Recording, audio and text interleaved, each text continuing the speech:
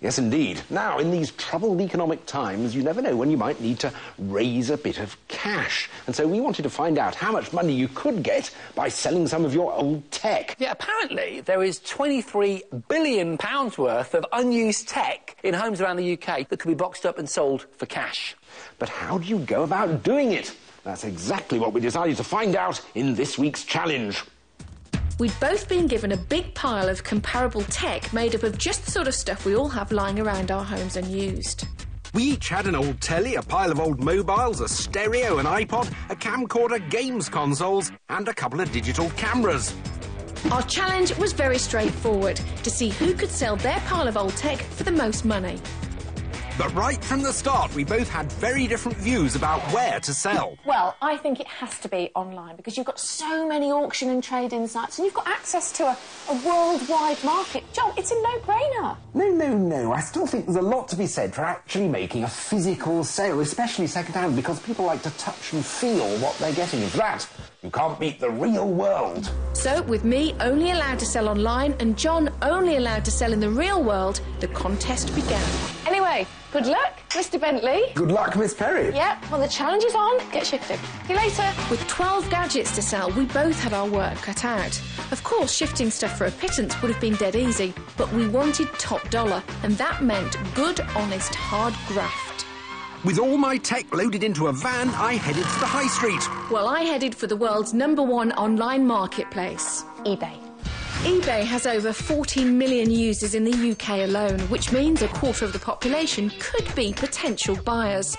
But with 10 million items up for sale at any one time, getting big bucks for my tech was going to be all about selling the right stuff in the right way. But there are a few things that you can do to maximise your chances of making a sale. Rule 1. Make sure your photos are sharp, well lit and uncluttered. You want buyers to concentrate on what you're selling and nothing else. And be open about any defects. Photograph the scratches and dents and be honest about them. Then buyers won't think you're trying to hide something. Rule 2. Make your description as detailed as possible, as this is the most important element in convincing people to bid.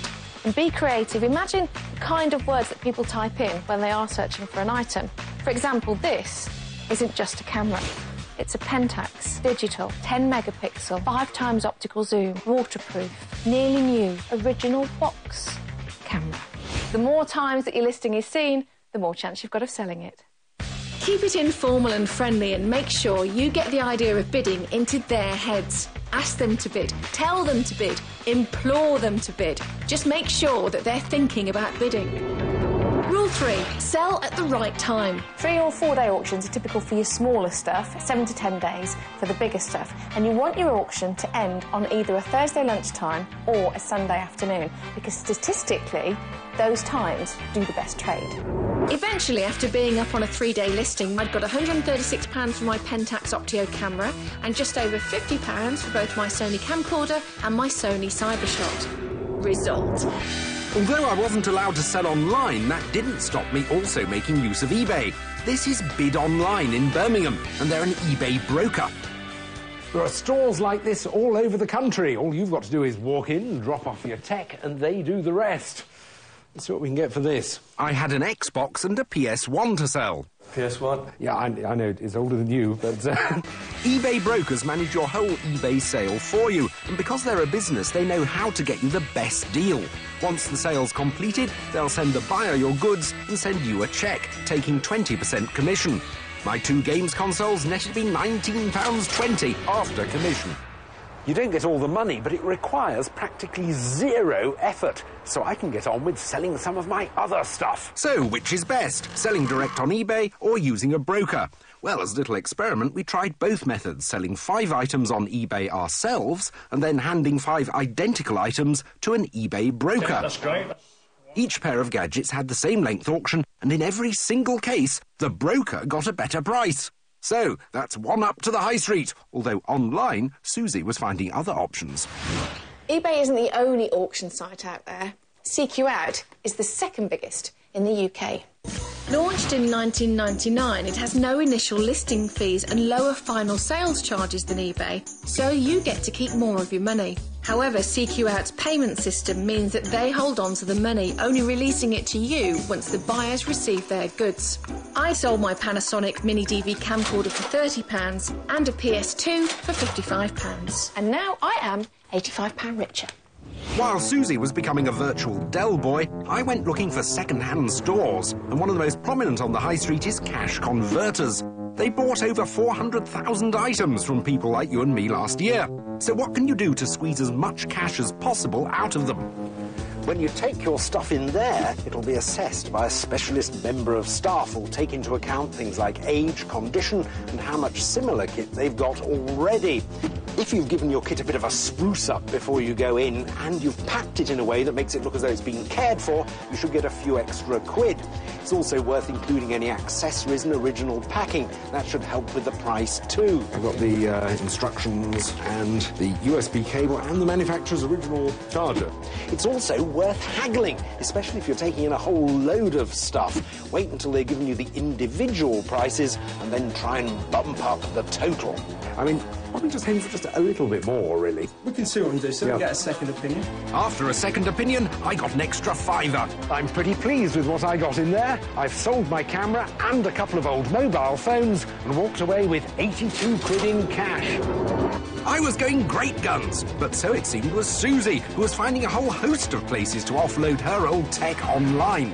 Over the past 12 months, searches for second-hand stuff has gone up by 22%, which has given a massive boost to classified websites like Gumtree and this one, Pre-Loved. These are websites where you list what you're selling for sale locally. They've seen nearly a 50% increase in traffic in the last 12 months. I decided to list my Apple laptop on there. It may have been over 10 years old, but I still reckoned I should be able to get up to £100 for it. Susie was doing well racking up the sales. I needed to get a move on. I need to turn my gadget into cash, and I need to do it quickly. So, next stop, a computer fair in Manchester. Computer fairs are like car boot sales for electronics, where you can pick up anything from laptops to blank CDs. They're regularly held in large venues all over the UK, attracting thousands of people who come looking for a bargain, both from regular traders and from private sellers like me. I'd got myself a stall for the day for some serious selling, but how could I maximise my returns? What everyone coming here is looking for is quality at the right price, so it's important to do your research to make sure you don't sell your stuff too cheaply, but at the same time, don't price yourself out of the market. Retro television, £40. Every home should have one. Combined with some shiny disco lights, my efforts on the megaphone seemed to do the trick. I was overwhelmed by people looking for bargains. 170 be brilliant. Within half an hour, I'd sold both my iBook and Nikon Coolpix camera for £170 and my Panasonic camcorder for £38. Well, that was very interesting. There was a really quite intense initial rush, and it now seems all my best stuff has gone. And it's all gone very quiet. So time for some price reductions, I think. It's sale time. I didn't want to cart any of this stuff home with me, so whatever I got would be worth it. Slowly but surely, the items started to sell. It's generally recognised in law that by buying something second-hand, people are paying less for taking on the risk of buying an older product. Nothing like customer service. But just before I left, there was a final twist in the selling saga. Now, that's interesting. Just as we were packing up, the bloke who bought the iPod has actually brought it back because he's complaining there's no mains adapter in the box. Now, normally when you buy something second-hand privately, you don't really have many statutory rights. Two, though, do apply. The stuff the seller's selling has to be theirs to sell, and also it has to be as described.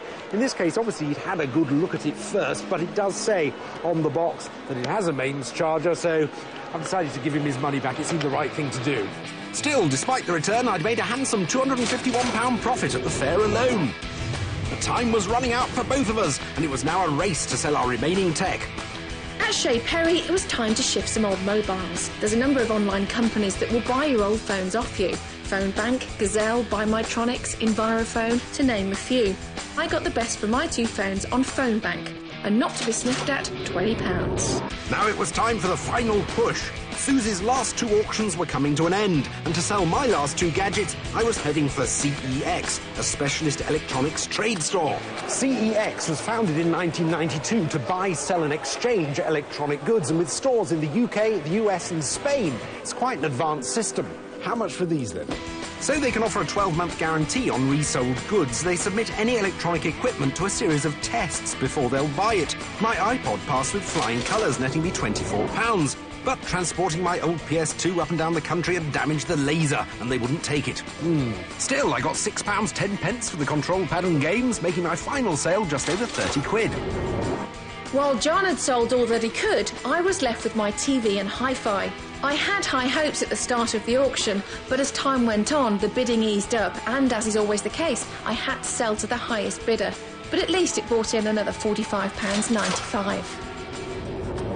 We were done, but who'd made the most cash? Well, I'd managed to raise £473 from my 10 days selling online. And I'd got £382.10, 90 quid less than Susie. 90 quid down. I am sorry, because you were hammered, John.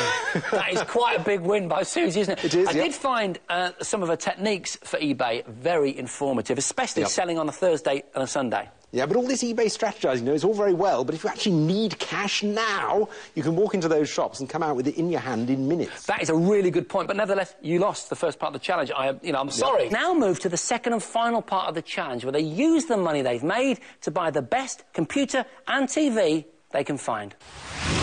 Our mission was to buy the very best TV and computer or laptop that we could with our winnings. But where do you go and what do you look for? Well, back on the road, I was on the hunt for a cheap telly. I tried wanted ads, the local paper even, but then I got to thinking about a more focused search. Now, when a TV leaves its manufacturer, it goes to any of the sort of places where you normally expect to buy a new TV, the high street shops, the online retailers, the catalogue sellers and so on. But the shelf life of a TV model is short. New models soon supersede old ones, and any of the old ones that remain unsold are quickly shuffled off to the rental market or to TV wholesalers, even though they're still new and in pristine condition. Some wholesalers, like this one in Birmingham, are open to the public. You can find anything from ex-rental to brand new unsold TVs here at up to half price. They range from shiny new plasmas to chunky old CRTs, known manufacturers to generic screens with random branding. If a TV doesn't sell here, then it's exported, say to Africa or the Middle East. So a place like this could be your last chance to pick up a bargain telly before it leaves the country. Meanwhile, Susie was at home Googling for cheap tellies and found sites like BDirect and Pixmania, which were up to 18% cheaper than shop prices. This TV here is ex-display, so it's probably just been sitting in the showroom for a while, but it can't technically be sold as brand new. So it looks like there's some fantastic deals on here, but you can't go jumping in and take it at face value. You really need to do your research. The best thing to do is check out the archived reviews on sites like Trusted Reviews or CNET to see if the telly you're after is worth a punt. With the TV search well underway, we also had to find the best computer we could. My search took me to a big retail unit on the outskirts of Birmingham. This is Speedy Computers, and they operate a pilot scheme due to be rolled out across the UK soon. Under this, they collect old computers, refurbish them, and then sell them again at knockdown prices. Most of this lot came from Birmingham City Council, but they also collect from private homes. Up to 4,000 machines a week have their hard drives wiped to Ministry of Defence standards. They even have a massive hard drive shredder to destroy data permanently. But I'm here because they take in hundreds and hundreds and hundreds of laptops. They sell laptops from £90, although there's a wide range of different specifications available. I'm taken by this HP at £180 with dual-core processor, a gigabyte of RAM and a fingerprint reader. As they take in so many machines, their stock changes constantly, but places like this are always worth checking out. I was frantically searching for the best deal I could find. But with computers, it's so hard to get the spec you want for the price you want. Then I had a brainwave. With the rise of the second-hand computer trade and all this reconditioning and refurbishment, there are now loads of second-hand computer parts out there for not very much money. Using a mix of new and reconditioned, I could get parts for a top-notch computer. While Susie searched for hard drives, processors and the like, I was close to buying. But what did we go for in the end? Wow, impressive stuff. Thank you. Can I start with your collection? Yes, indeed. OK, first of all, this does the job. It's 32 inches, you can't mess with that. It's got a DVI input at the back. It's just, it's not in a great state of repair. It's a little bit ugly. However, the laptop rocks. Really, really nice computer. Yep. Susie's computer, also, I've got to say, very impressive. I particularly would have gone for her strategy of buying components, because I like that. I like to do that. More labour-intensive, though. Yeah, very much labour-intensive, and also not something that actually everyone can do. We now move on to the TV. It's a definite winner. I mean, look at it. It's a beautiful TV. Yep. And I note at the back, it's got a DVI and a separate HDMI. It's a multi-usable machine. Obviously, the superior package is Susie's, but it should be. She had 90 quid more to spend. And I feel that actually, because of the quality of the laptop that you managed to find, I'm going to call this part of the challenge a draw. Ah. However, it's not all good news, because Susie won the first part of the challenge, which means that this week, in our budget challenge, Susie is the overall winner. I think that's a fair result. But I think the thing to take away from this is that you're better off doing your trading online than face-to-face.